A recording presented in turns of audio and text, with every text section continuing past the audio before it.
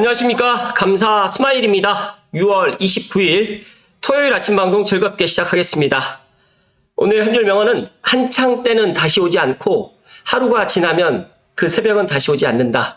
때가 되면 마땅히 스스로 공부에 힘써야 하며 세월은 사람을 기다리지 않는다. 네, 어느덧 상반기 마무리할 오늘하고 내일 상반기가 이제 마무리가 되는데요. 또 다음 주 월요일이 되면 또 하반기가 시작되는데 상반기 마무리 잘 하시고 멋진 하반기 만들어 나가실 것을 이야기 드립니다. 경기도 매매 및 전세, 경기도도 지금 매매가 5주 연속 상승을 하고 있고요. 전세 가격도 54주 연속 상승을 하고 있습니다.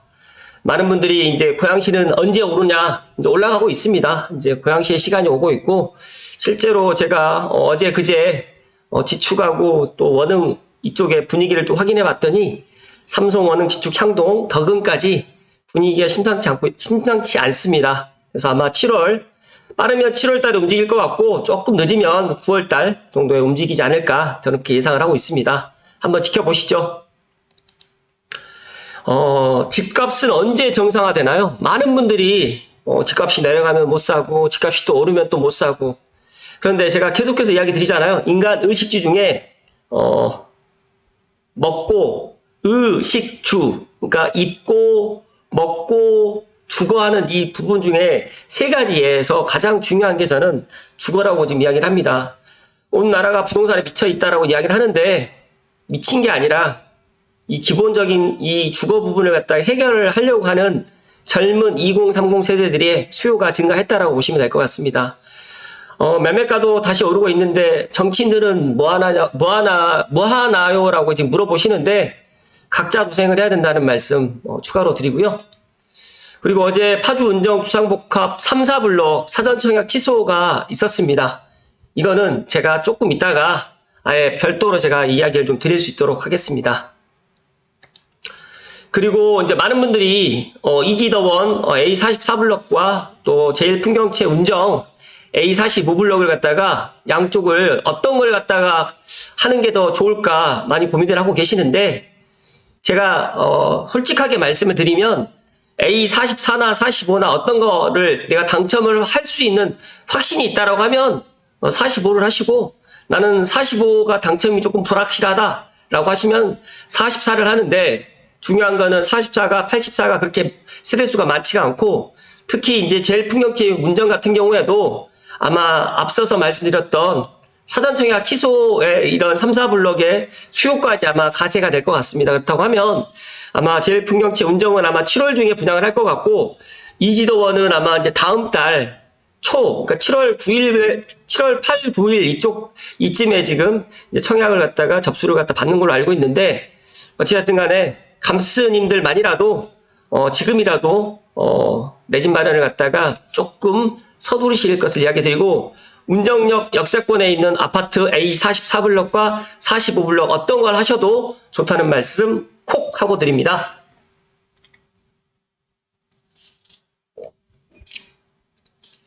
제가 오늘 방송을 갖다가 준비하면서 조금 이야기가 좀 많을 것 같아서 조금 빨리빨리 좀 넘어갔고요. 서울경제의 박윤선 기자님의 기사로 시작하겠습니다. 시청하시기 전에 다들 아시죠? 네, 구독과 좋아요는 상반기에도 열심히 했지만 하반기에도 더욱더 열심히 하는 큰 힘이 된다는 말씀 드리고, 구독 버튼, 좋아요 버튼 부탁드립니다. 일단 정말 이 귀신같이 알고 딱 움직인다. 집값 오르는 공식을 찾았다. 어디랑 어디에서 움직인다 싶으면 딱 2, 3주 뒤에 여기도 사람들이 찾아온다. 사람들이 촉을 딱 세우고 있는 것 같다. 그러니까 제가 서울이 2월 달 명절 지나고 이제 3월 달부터 본격적으로 반등했다 그랬잖아요. 그러면 서울이 움직이기 시작했으니까 이제 고양시나 뭐 검단이나 아니면 서울과 맞붙어 있는 지역이 움직일 거다라고 예상을 했는데, 일단 고양시는 지금 움직임이 있어요. 그러면 4, 5, 6, 한 3개월, 빠르면 3개월, 늦으면 6개월이라고 지금 제가 이야기 드렸는데, 강남권 같은 경우에는 조금 빨리 지금 움직이고 있고, 실제로 이런 게 지금 맞다 하는 말씀 좀 드립니다.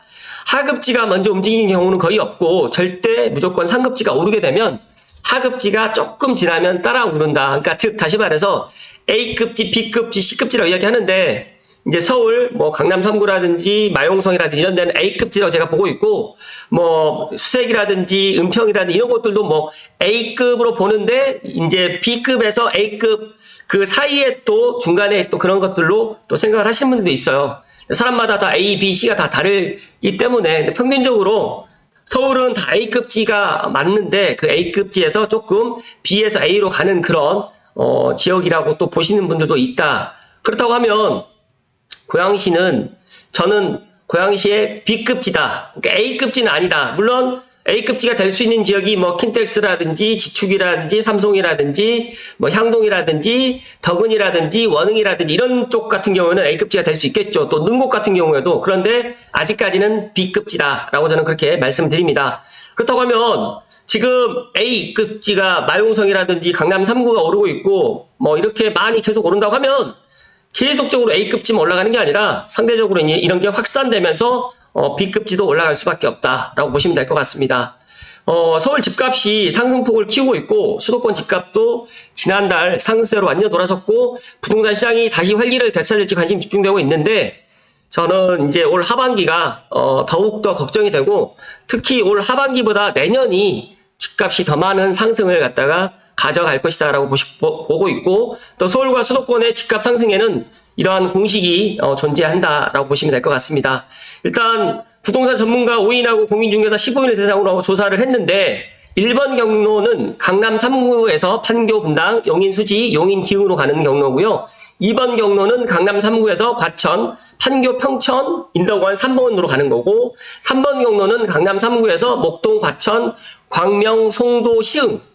네, 정말 이 연구 조사를 갖다가 왜 한강 이남 강남 밑으로만 했는지 만약에 뭐 서대문이라든지 마포라든지 은평 쪽으로 만약 했었어도 만약 이런 집값 상승 경로를 한다고 하면 경희공자리가 오르면 녹번이 오르고 녹번이 오르면 은평이 오르고 그 다음에 은평이 오르면 또 지축이 올라가는 이런 것들도 조사를 갖다 포함시켰으면 좋았을 텐데 조금 안타깝습니다. 그러나 이러한 확산 순서는 이미 상당히 알려진 사실이고 이번 연구에서 주목할 점은 20명의 부동산 전문가가 모두 이러한 인식을 공유하고 있고 감사스마일도 제가 계속해서 이야기 드리잖아요.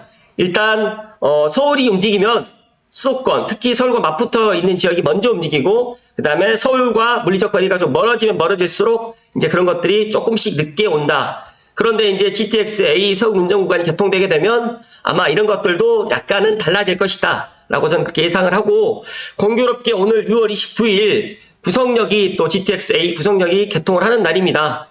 제가 가보지는 못했지만 GTX A 구성역 개통을 진심으로 축하드리고 또 감스님들도 GTX A의 그런 파급 효과가 지금 현재보다는 또 특히 12월 28일 날 서울 운전구간이 개통되게 되면 이런 집값 확산 이런 속도라든지 또 집값이 이제 파주 운전까지도 이렇게 확산되는 그런 시점이 빨라질 것 같다라는 말씀을 강조해서 이야기 드립니다.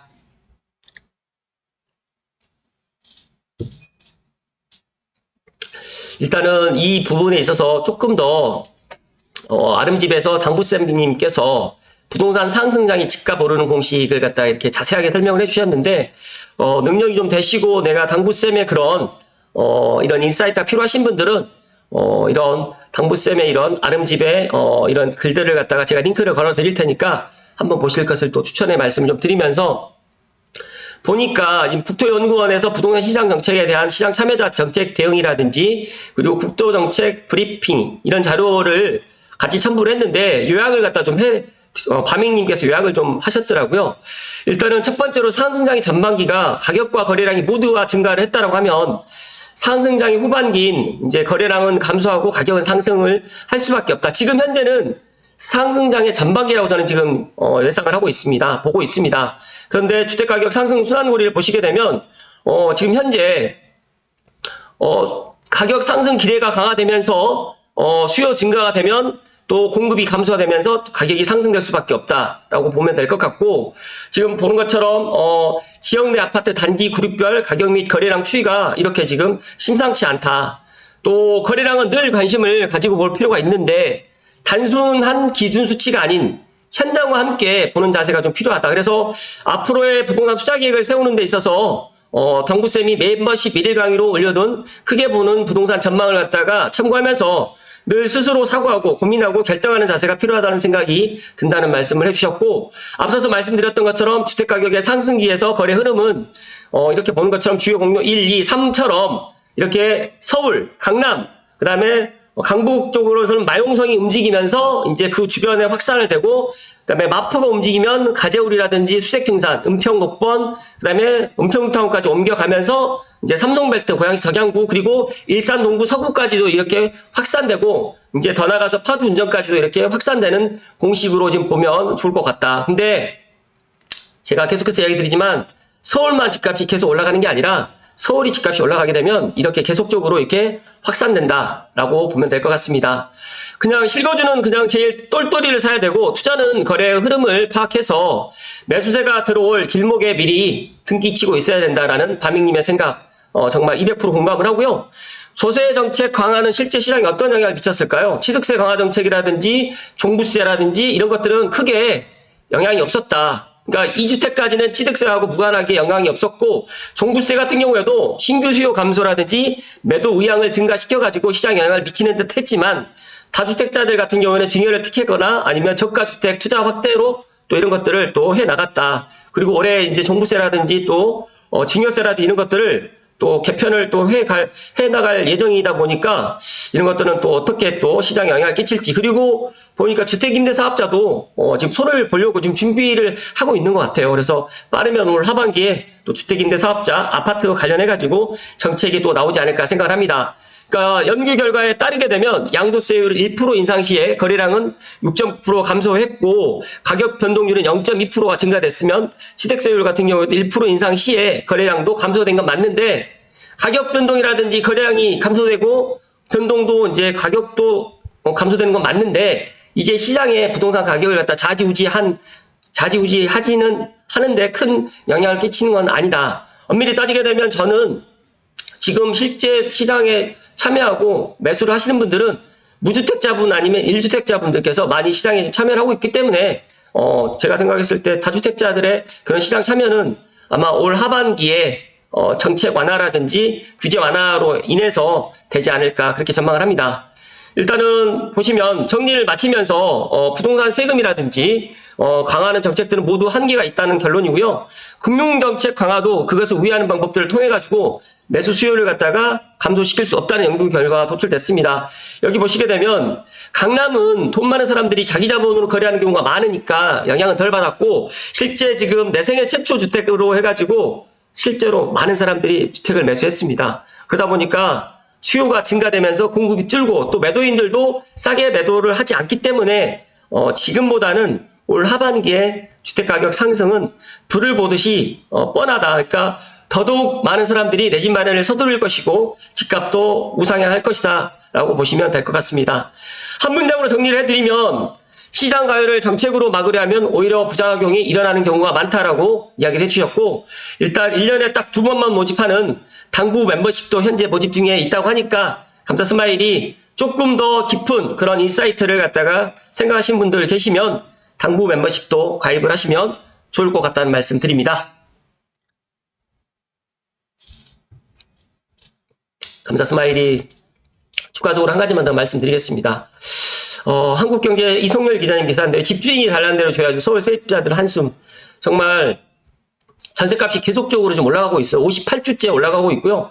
서울 집값도 덩달아서 지금 방대되는데, 이런 분위기가 제가 이번 주부터 고양시로 지금 넘어오고 있다. 그래서 재밌는 이야기가, 집도 보지 않고 지금 계약을 하고 있다고 합니다. 계획을 끼고 지금 원흥지구의 7단지 원흥 공인 스트리트 같은 경우는 정말 거래가 지금 많이 됐고, 실거래를 갖다 아직 올리지 않아서 그런 것들을 지금 모르시는 분들 많이 있는데, 실제 상황은 조금 빨리빨리 움직이고 있다라고 보시면 될 것 같습니다.